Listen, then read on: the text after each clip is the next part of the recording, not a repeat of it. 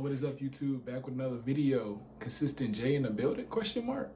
But not for real though. It's gonna be probably a shorter type video, cause I mean I can only talk about so much, but not like it's a secret or anything. But just I feel like I didn't have that many experiences. But this video is about Sheppard Air Force Base in 2024, and this is my personal experience. And let me just say beforehand that this does not represent Sheppard. This does not represent the Air Force. This was just my personal experience that I had. So don't watch this and be like, oh, I don't want to go to Sheppard anymore, like, or oh, let me tell my friends of this, and that. And like, no, it's not like that. You know what I'm saying?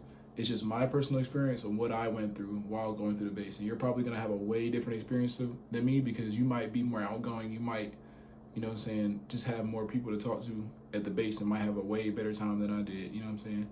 But with that being said, let's get into the video. All right, first things first. Right after basic, once you do a little town pass and all that and you're actually gonna get on the bus and take a 5 to like 6 hour bus ride. That jump felt long, but you'll get to stop for lunch and all that in between. But you have a 6 hour bus ride. I suggest you find a movie or a couple movies actually, or a show or something that you can watch, because that bus ride gonna be a long bus ride. And some people actually get on planes, which is crazy to me, but for us, we got on a bus ride. But you'll drive all the way down there, and once you get there, you'll get greeted. Somebody will come on the bus and be like, hey, yada, yada, yada, this is about to happen, blah, blah, blah. And don't be worried. It's not like basic. So your MTI is now called an MTL. And they're not going to yell and scream at you like how they did in basic. Like, they don't do that, not even a little bit. Unless you're marching in formation and you mess up like crazy or something like that. And then they might vocalize, but they're not going to yell unless they're a meathead, which a lot of the people at Sheppard are not meatheads at all. But you're gonna get off the bus and get greeted by actually people that's just like you, like airmen that are in tech school, but they have these things called ropes. And if they have any other color rope than a navy blue rope, then they're just like you. But if they have like a navy blue, then that symbolizes like an instructor or something. So don't see the ropes and think you have to call them sir or ma'am. Like, obviously that's respectful to say towards everybody, but those people are just airmen just like you. They just been there longer and they're part of a little club or whatnot. You know, and I'll dive deeper into that later. But for right now, that's just the first step. So just get off the bus. You'll get greeted. You'll go in your section based on your job or your squadron, and you'll just chill until they call your squadron to come get you. And then you'll walk like all the way to the dorms. Now for me, I'm squadron 365. I was aircraft maintenance and all that, so it wasn't that far of a walk. It's probably like half a mile at most. Like, it wasn't that far at all. But you'll just walk all the way over there with all your bags and stuff. And then once you do that, you'll just sit in a room, get briefed about everything to come. And then that's pretty much it for the first night, I believe. The first night is literally just them briefing you on all the rules and stuff. And then they'll take you to the mini BX and you'll get some stuff for your dorm if you need that. And they'll just take you home and you'll unpack and just go to bed. And then in the morning, bro, they have a whole week of things called Death by PowerPoint. And what we call Death by PowerPoint is basically like, you know, when you was in basic and you had like all the sexual harassment training and all that. It's basically like that all over again, but it's a bunch of different more groups, and that actually lasts like maybe a whole week, maybe like 2 or 3 days. But it's just a whole week of briefings basically, and you're gonna fall asleep. You're gonna fall asleep. It's bound to happen. So I just, if you drink energy drinks, drink them. I don't, but I barely survived because I didn't. So if you don't mind drinking an energy drink or spending the money to get one, I suggest you do, because it's gonna be a long week, dude. A long old week. But yeah, that's pretty much the first week, and let me get some time to think about the second week because I can't remember like that. Hey, all right, these next few things might vary based on your job, but I'm gonna just talk like it's based on my job, because I mean all the jobs or all the processes are pretty much the same. The length of the process is just what changes, or like maybe certain things. Like I went through avionics fundamentals, and some jobs don't go through that. So I'm gonna just speak for my job, but this is just generally Sheppard, so like you can get a basic idea of what you're about to go through. But the second week, depending on availability of classes and all that, you might get put on details, which is basically like you're just cleaning the squadron until classes opened up. So that way you're not just sitting in your room doing nothing. Like they have you doing something. But I had to do that for like a week, and it wasn't that bad. But some people just went straight to class. Like after they did the week of PowerPoint briefings, they just went straight to class the next week. You know, so you could be one of those people. And once you get to class, for me, I had avionics fundamentals, which was a month, and all you did in that was essentially you just sit in a class and listen to them yap and talk about stuff, and you don't have any tests or anything like that from what I remember. until you get to your follow-on class after ABF. But the beginning is just really, the beginning they really just want to focus you on adjusting. You do PT and all that still. Depending on your squadron, depends on the time that you do your PT. But I know for us, we had it in the wintertime, it was in the afternoon, but in the summertime, they did it early in the morning. So that way it wasn't like burning hot. But the first like 2 weeks is just adjusting. And they have like different events and stuff that you can do out there in the first 2 weeks, like new airman events and stuff like that. So that way you can adjust to the lifestyle and just get comfortable with the people around you. Now, from my experience though, I didn't go to none of that stuff because I just wanted to chill in my room. I was actually pumping out content if y'all been here since the jump. But I was posting videos. I was actually posting pretty consistently back then. But I basically just chilled in my room, just minding my business, went to the gym, and called it a day. Because, you know, all that stuff is cool, but it just wasn't for me. And if you're the type of person that's, like, outgoing or, like, you like to have a lot of friends or a lot of people surrounded by you all the time, then those type of things are good. And they have things called, what's that place called? The Afterburner, which is basically like a club. For airmen, if you're over 21, you can drink, but you have to be a certain phase. And I'll go over the phases. Actually, I'll just do that now because it's quick. So phase 0 is that first week that you're in. Phases are basically just restrictions and like things that you can get unlocked over time. So phase 0, you can't drink, you can't smoke, you can't go to the club that's on base. Basically, you can't even go certain places. Like, you can go to all the basic places like the BX and the gym and all that, but it's like a little park they have on base. You can't go there either. Phase 1. Oh, also phase 0 and phase 1, you can't wear your civilian clothes and all that. So that's something that sucked while I was in. But can't wear those. What else? Oh yeah, phase 3 or phase 2. You can drink, you can smoke, you can wear civilian clothes, you can wear whatever you want to. You can go to the club, you can go to that park. You can basically do everything, but your radius that you can travel outside the base is like 50 miles, which isn't that bad, but I mean, it's freaking Wichita Falls, Texas. Like, there's not much you can do within 50 miles. And then once you hit phase 3, it's the same thing as phase 2, except it gets extended to like 250 miles. Or something like that. So you have a lot more options and things you can do on the weekend. Like, you can go to Dallas if you want to. You can go to Oklahoma City, which I did one weekend, which is actually pretty cool. But those are basically just the phases. So just to reiterate, because I'm kind of mumbling on my words and just saying random things. Because I'm just doing this, like, I do all these videos off the muscle. Like, I just be yapping. Like, I don't even write down scripts or nothing like that. But first week you get there, it's just going to be death by PowerPoint. Second week, it's just you're just going to be starting your new classes and things like that. And then the third week is when you'll start phasing up and having less restrictions, so you can go join these clubs and get these ropes and stuff. And I actually talk about the ropes in the next section. So yeah. Hey. All right, time to talk about the ropes. Now, what a rope is just something that you can do as volunteer work that is basically part of an organization. Not really an organization, but just a program to help provide light or provide assistance towards a certain area. So there's actually green, red, black, teal, white. So there's actually 5 ropes, and I'm gonna break down what each rope means and what they do. So the first rope I'll talk about is the green rope. And the green rope, or they're called the stoplight ropes. So the green rope or the stoplight ropes consist of green, yellow, and red. And those are all levels within one like section. So they're all called stoplight ropes, like I said. And those are the people that assist the MTLs, like do like paperwork, clean up the squadron, like just organize certain events within the squadron, send out messages about events that's going on, and just basically, they also march the flight when you march the class most of the time. Those are the type of people that do those kind of things. So the green light and the stoplight ropes, you can kind of think of them as assistant MTLs. Now, you can do this. This is not like a job that's for like upper rank people. Like, I could have been a stoplight rope if I wanted to, but I chose a different one, and I'll tell you which one I chose in a little bit. But the stoplight ropes are basically just people to help around the squadron, assist MTLs and all the things they need to do. If you got questions about like things that need to be handled, you can ask the stoplight rope, and 9 times out of 10 they'll remember or they'll know. They're also there to kind of like enforce the rules, so people don't really like them like that because we call them the popo. Because they could pull your 341, which you still have those in tech school, but you never really get them pulled. And if a stoplight rope pulls your 341, just tell them no and walk away, because like most of the time you're not even doing nothing that crazy, they're just being weird. So those are the stoplight ropes, basically just assist the MTLs and just help them with tasks. white ropes. White ropes, they work at something called, I can't remember the building, bro. I can't even remember. But it's basically, I'm gonna call it the fun zone. So the fun zone, they got like a pool table, ping pong table. They have a room for games.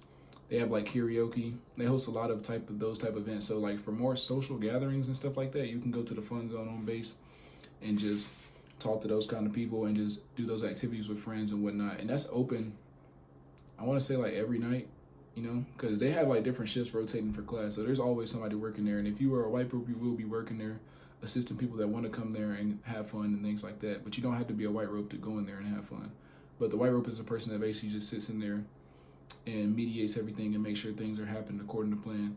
And they're also their assistant to the chaplain. So if people have suicidal ideations or they have those thoughts of doing those things and they need to speak to a chaplain, you can talk to them and they will direct you to that chaplain. So they're kind of like the middleman from the airman to the chaplain. So that way you can get connected to them easier and, you know, they can just assist you getting to that point, you know.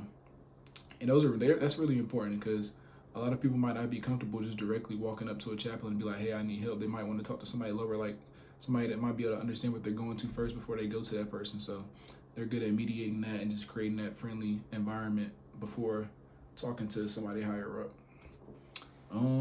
What's next? What do I want to talk about right next?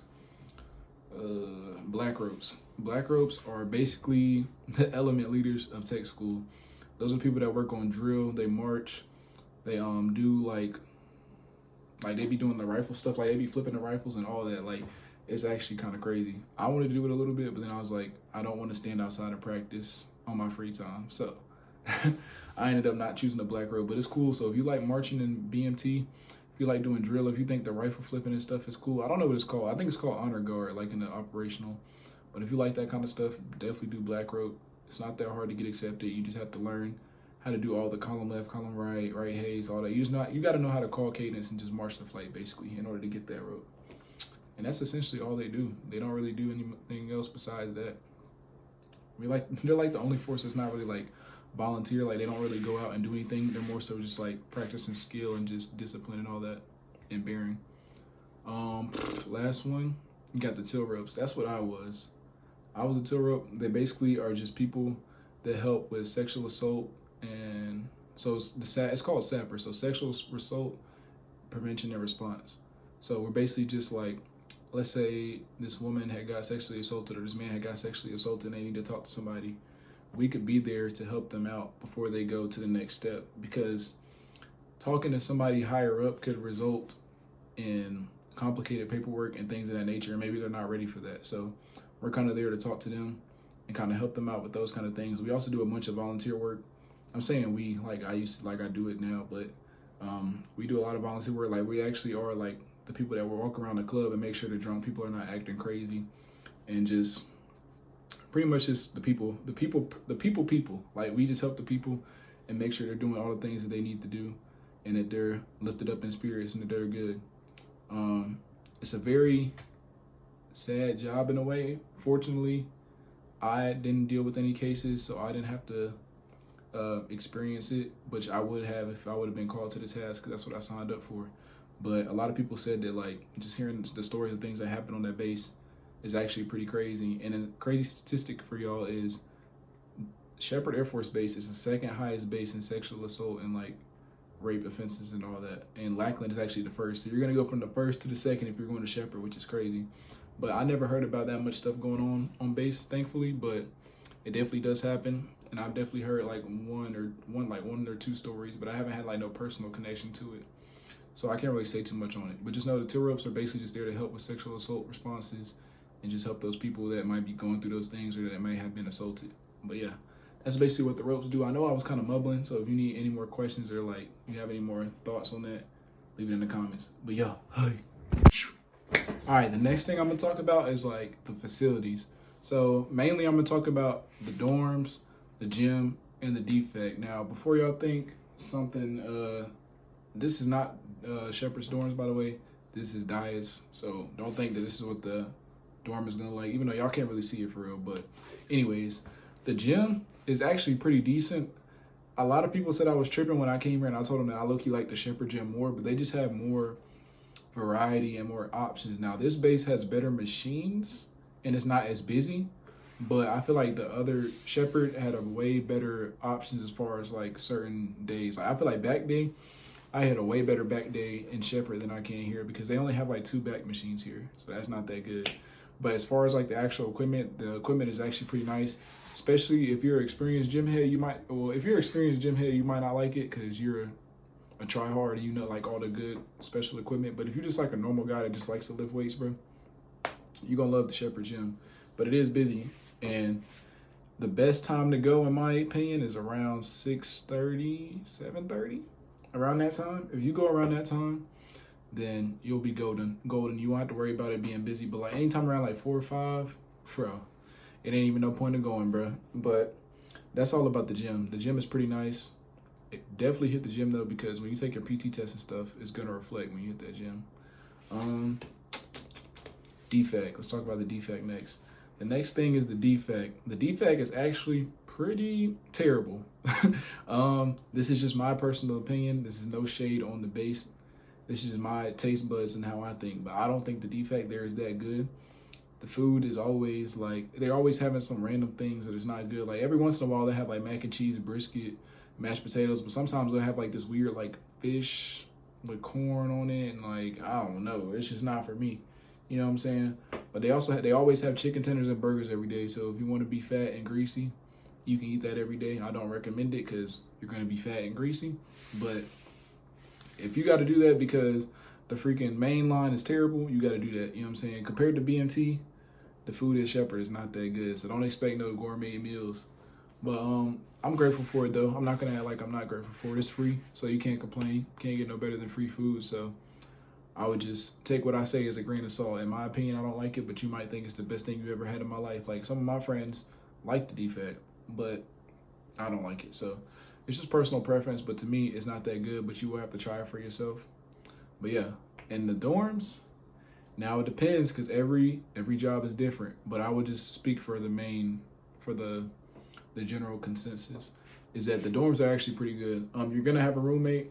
That's non-negotiable. There will never be a time where you'll be in the dorms without a roommate for more than a week, at least for my squadron.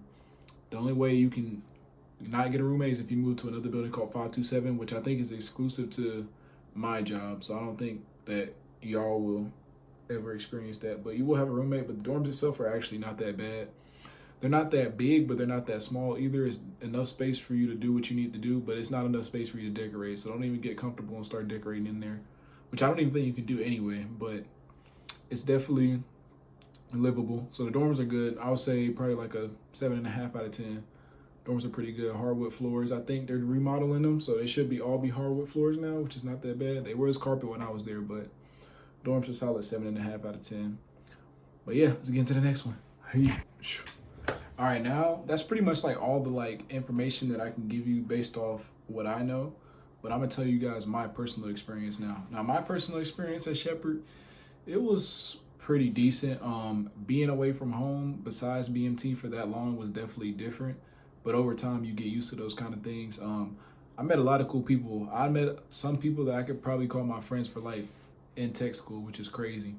Because I've never been that type of person to be outgoing or very social or anything like that. So the fact that I have all these different friends from all these different places just from being in the Air Force and being in tech school is definitely kind of cool. And the more you put yourself out there, the more like I feel like more fun you will have. The reason why I didn't have that much fun at Sheppard is because I didn't try to. I was more so stay in my room, go to the gym, make these YouTube videos, and just call it a day. Like I had no desire to go out and meet new people for real. Now I did the tilt rope thing. I volunteered at the club to make sure the drunk people weren't acting crazy and just do walkarounds and stuff like that. I did that every week, but other than that, I didn't really get out there that much. And that's not that I don't regret it at all. Like I'm content with my life. I don't have no regrets.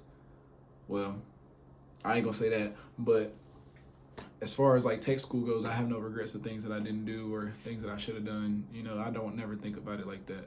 So I would just say, cherish the time you have there.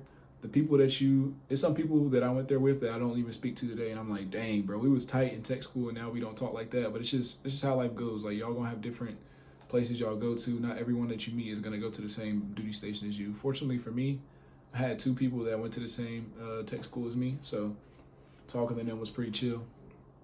But yeah, that's pretty much it for my experience. It's not too much I can really say about it. Like, I'm just a chill guy. What can I say?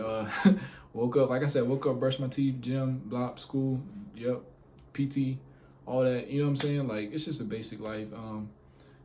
It's nothing much you can really do there unless you have a car and you want to go off a base. But, oh, I can talk about that, actually.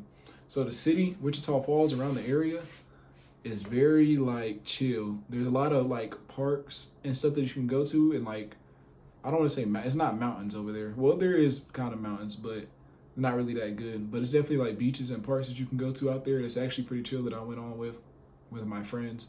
Just walking around, just a cool little vibe that's in the area. So if you know somebody with a car, you have your car out there, I would take the time to go explore those things. And maybe take like a weekend trip once you hit phase 3, you know, but take a weekend trip to like OKC or Dallas. Like, that's what I did, and it was super cool, dude. Like, a different type of experience, especially going with people that you barely know, but you know enough to be comfortable around them. Like, it's just funny, bro. It's stupid. So yeah, I definitely encourage y'all to go out and see a couple things. But other than that, I mean, that's all at Sheppard, man. If y'all got questions, y'all know y'all can hit my line. I don't really have nothing else as far as that topic goes, though. Sheppard overall, probably like if I put it on a scale of 1 to 10, probably like a 6.5, 7 out of 10.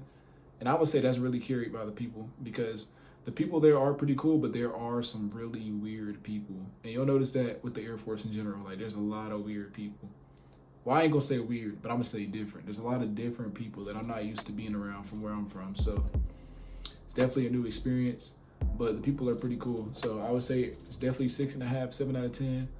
Like I said, if y'all have any more questions, y'all can hit me up. As always, man, y'all stay blessed, y'all stay safe, stay in your Bibles. God is King. Remember that. Peace.